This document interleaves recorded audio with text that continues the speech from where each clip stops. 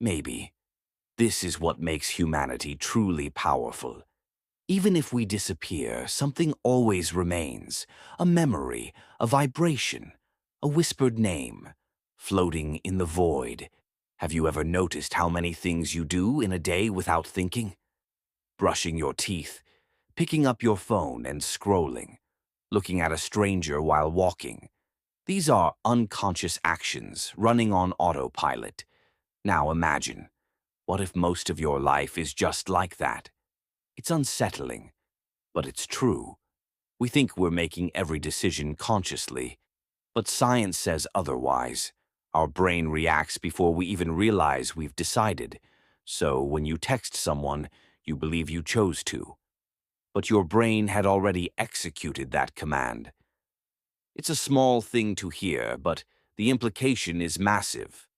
Maybe our choices aren't as free as we think they are.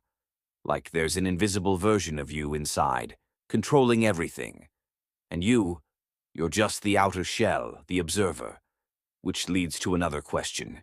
If we're this automated, are we still responsible for our actions? If our mind acts before we're aware, are we truly accountable? This shakes our ideas of morality and identity. Maybe that's why guilt hits us hard, because part of us knows we weren't fully present. Now imagine your whole life driven 80% by habits and patterns. You wake up the same way, talk to the same kinds of people, repeat routines so deeply embedded you don't even notice it's a loop. It's an uncomfortable realization, but sometimes discomfort is a wake-up call, a chance to question your routine. If, even for a few moments a day, you pause and ask, "What am I doing and why am I doing it?" you might start to break the loop. Slowly, you begin to live aware, where each action feels a bit more intentional, more connected. It's not easy, but maybe that's what sets you apart. You're not just existing like a machine, you're experiencing life.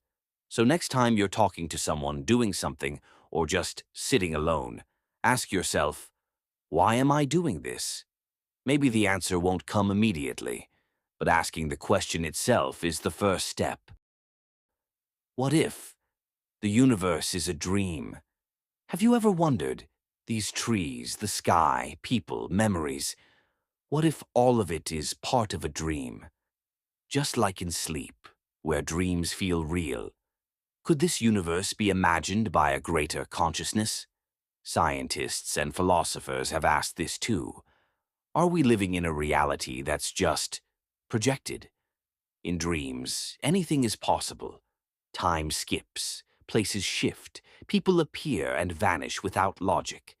Maybe those strange moments in our lives, random feelings, time distortions, déjà vu, they're hints. Hints that our reality may not be as solid as we think. When you're dreaming, you don't realize it's a dream. You're in it, fully involved. Could it be the same now? Are we so deep inside this universe that we don't realize we're dreaming? If this is a dream, who's dreaming it? A higher being? Or us? Are you the consciousness imagining all of this? That raises another thought. If it's a dream, can we control it? Lucid dreamers say yes. They control their dreams by becoming aware inside them. Likewise, some believe our beliefs and thoughts shape our world. Manifestation, the law of attraction. Maybe these are signs that we are partial creators of this dream. But there's a scary side. If the universe is a dream, it could end any moment. Just like waking up ends a night's dream, are we waiting for a wake-up call? And if so, what will that real reality look like? Can we handle it? And then, one final question lingers. If this is all a dream, where does meaning come from? Maybe that's the beauty of it. You give it meaning. You choose your character in this dream, a seeker, a creator, or just an observer. So, next time you look at the sky or sit quietly with yourself, pause for a moment and ask, am I dreaming? Whatever feeling arises from that question, that is your reality. Every second, a baby is born, and for that 1 second, they are the youngest person on Earth. But just for a moment, the next second, another baby takes that title, and the next, and the next. It sounds simple, but it's mind-bending. A fleeting title, constantly shifting. At one point, you were that person, the newest soul on the planet. Fresh, untouched, unseen. And just like that, it passed. We forget it. So does everyone else. But that moment, it was extraordinary. Ordinary because it happens to all of us. Extraordinary because for a second it was just yours. And the moment we're born, we enter an invisible race to grow, to learn, to become, from youngest to older to oldest.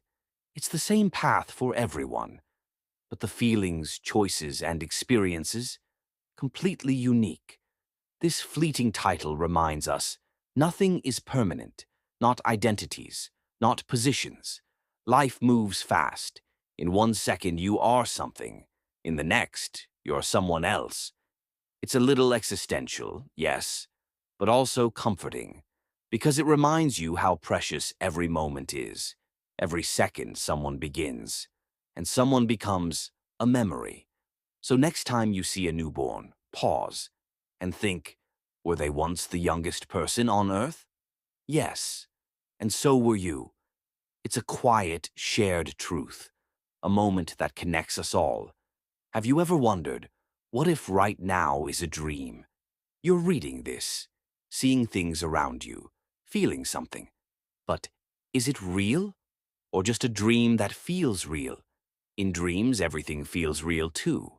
Running, speaking, laughing, crying. So how do we know we're not dreaming now? Our senses tell us it's real, but our brain interprets dreams using the same signals. So what's the guarantee? Even philosophers like Descartes asked, what if a demon is tricking our minds? In today's terms, what if it's a simulation, a glitch? And if it is, does it really matter? Because real or not, you're still feeling it. Lucid dreamers can control their dreams.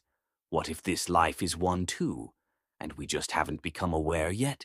Maybe déjà vu, strange thoughts, odd vibes. They're not coincidences, they're clues. Maybe there's a curtain, and sometimes it lifts. Just a little. It's scary. Because if it's a dream, maybe even the people we love are just part of that imagination. But it's freeing too. Because if it's a dream, we can shape it, like flying in dreams, or turning into someone new. That's why some use this idea as motivation. Treat life like a dream. Take risks. Redefine yourself. But then, when do we wake up? And will we remember? Or will we forget, like all dreams fade in the morning? Maybe life is a long dream, and death is waking up, or entering a different kind of reality. These aren't fantasies. These are deep thoughts, explored by seekers for centuries. So next time something feels too real or unreal, pause. Ask yourself, am I dreaming? And then another question. If I am I making this dream interesting? Because whether this is reality or a dream, what you feel right now, that's your truth. And maybe that's the only thing that really matters.